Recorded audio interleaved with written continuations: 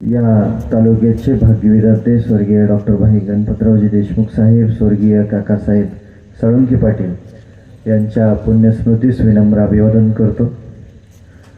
आज एकतपूर गावामध्ये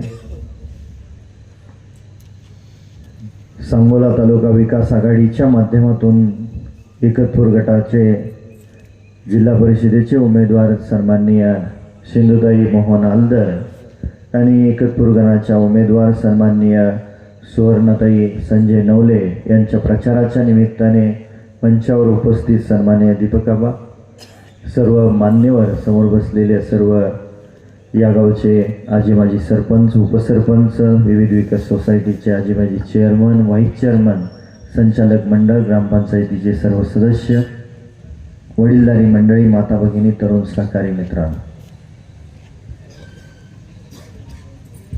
पहिल्यांदा मला आज आनंद होतोय एकतपूरमधल्या सभेचा। समजा ना, लोकसभेला आणि विधानसभेला आपण सभा घेतली तिथं कोपऱ्यात झाडाखाली, आणि आजच्या सभेची गर्दी पाहता मला असं वाटतंय की ज्या माणसाने सिंहगड इन्स्टिट्यूट उभा केली, आपल्या एकतपूर गावचं, तालुक्याचं नाव राज्यामध्ये आणि देशामध्ये नावारूपाला आणलं, आणि या भागातल्या आसपासच्या तालुक्यातल्या गोरगरीब जनतेच्या मुलामुलींना चांगलं शिक्षण देण्यासाठी आणि त्याचबरोबर हजारो लोकांना काम देण्याचं काम सन्माननीय NM नवले सरांनी केलेलं आहे। आणि सदाभानी या गावचं प्रतिनिधित्व प्रथम नागरिक म्हणून 15 वर्ष काम पाहिलं, आणि त्यांच्या 15 वर्षाच्या कार्यकाळामध्ये जे काही काम झालं ते सुवर्णाताईंनी सांगितलं। सुवर्णाताई स्वतः शिक्षिका आहेत। सिंधुताईंच्या घरी डाळिंबाची चांगली शेती पिकली जाते, आणि मोहनराव हे डाळिंबाचे व्यापारी आहेत। दोन्ही ग्रामीण भागातल्या अडीअडचणीची जाण असणारे या दोन्ही उमेदवार आहेत। स्वर्गीय आबासाहेबांनी मागच्या 25-30 वर्षामध्ये आबासाहेबांना साथ देणारे दीपकाबा या दोघांनीही पंचायत समितीच्या आणि जिल्हा परिषदेच्या निवडणुकीला सामोरे जात असताना एकत्रितपणे निवडणुका लढल्या गेल्या, चांगल्या पद्धतीने यश संपादन केलं, आणि त्याच पद्धतीनं शेतकरी कामगार पक्षाच्या कार्यकर्त्यांनी ठरवलं की येणाऱ्या निवडणुकीला आपण दीपकाबांसोबत आघाडी करूया, आणि त्या पद्धतीने आघाडी केली गेली।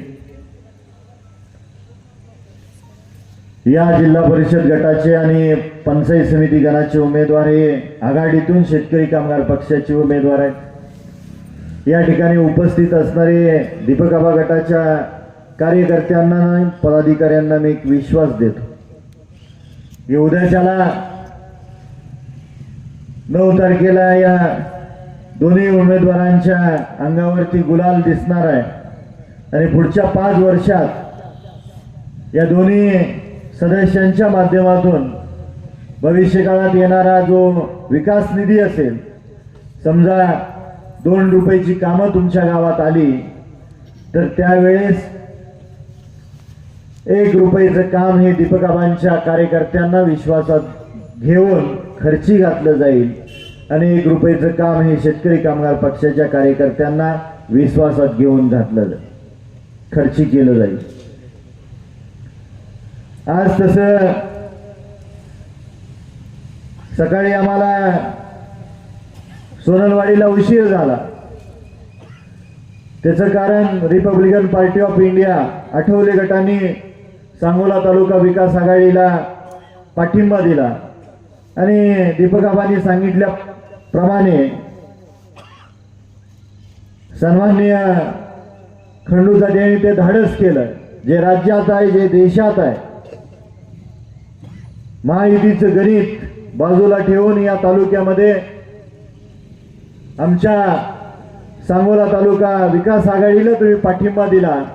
आपल्या सर्वांना विनंती आहे की त्यांचं टाळ्या वाजवून अभिनंदन केलं पाहिजे.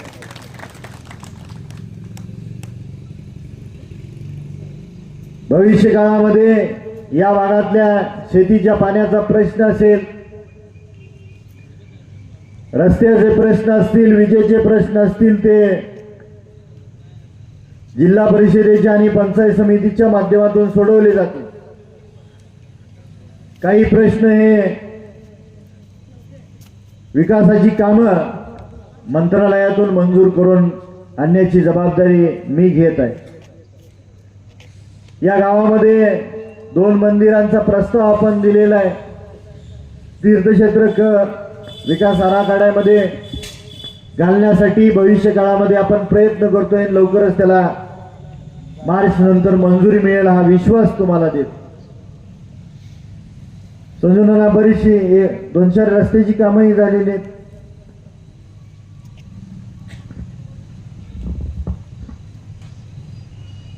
भविष्य काळामध्ये या भागातल्या गोरगरीब कष्टकरी वर्गातल्या जनतेची जी काही अडीअडचणी असतील, प्रश्न असतील, ती सोडवण्याची जबाबदारी आम्ही घेतोय.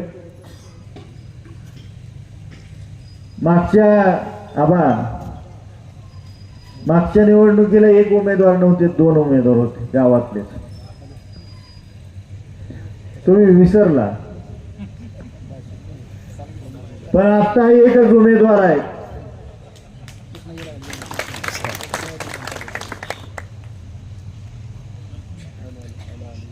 ज्या ज्या गावामध्ये उमेदवारी दिल्या गेल्या, या तालुक्यातली ती गावं एकसंघ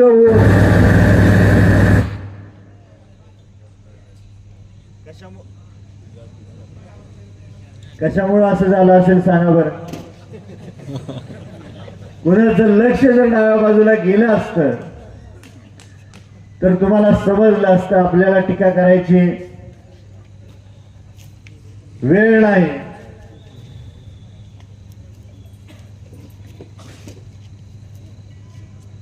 खाजगीत सांगतो, खाजगीत.